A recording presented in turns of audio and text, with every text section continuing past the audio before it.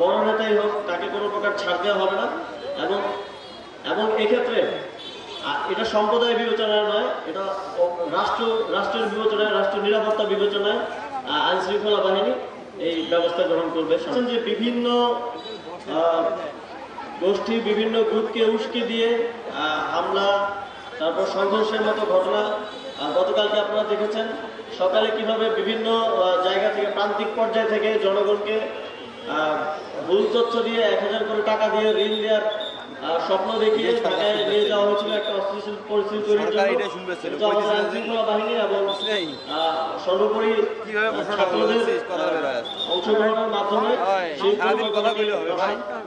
করা হয়েছে। এবং এই ধরনের আর কোনো ষড়যন্ত্র কিংবা পরিকল্পনা করা হলে সে বিষয়ে যথাযথ ব্যবস্থা নেওয়া হবে। আপনারা জানেন গতকাল যারা এটা সংগঠিত করার চেষ্টা করা হয়েছিল, সেই অহিংস গণঅভ্যুত্থান বাংলাদেশের যে আহ্বায়ক, তাকেও গ্রেফতার করে জিজ্ঞাসাবাদ করা হচ্ছে। যে এলাকা থেকে প্রধানমন্ত্রী আসে, যে এলাকা থেকে মন্ত্রী আসে, সেখানকার উন্নয়ন হয়, অন্যান্য এলাকার উন্নয়ন হয় না।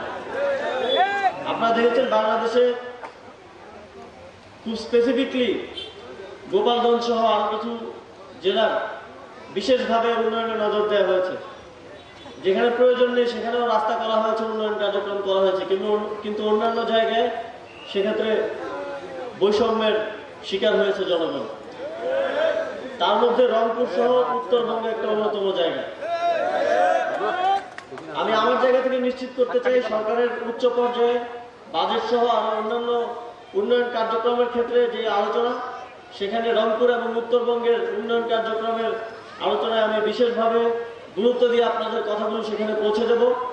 এবং আপনারা জানেন স্থানীয় সরকার, পল্লী উন্নয়ন ও সমবায় মন্ত্রণালয় অনেক উন্নয়ন কার্যক্রম করে থাকে।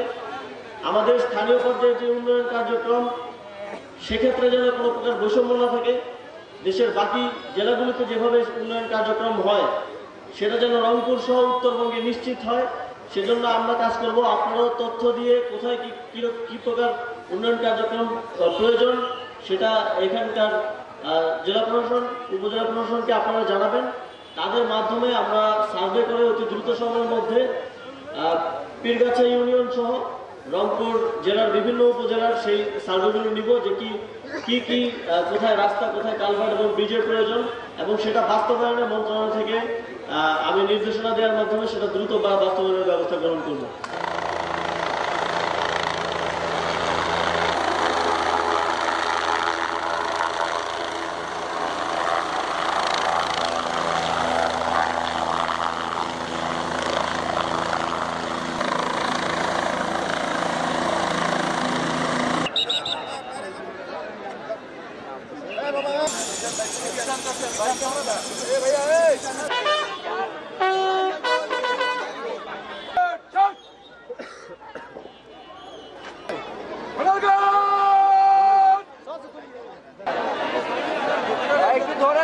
যারা সামনে আছেন একটু বসেন ভাই।